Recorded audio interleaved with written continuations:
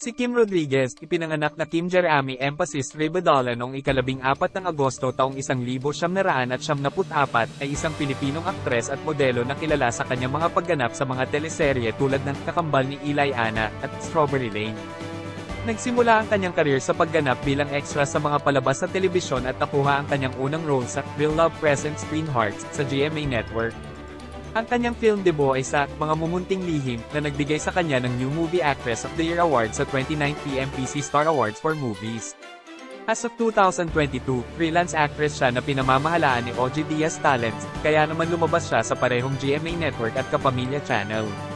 Kasama rin sa kanyang journey ang passion sa motor racing at ang potential role bilang kontrabida sa teleseryeng Darna.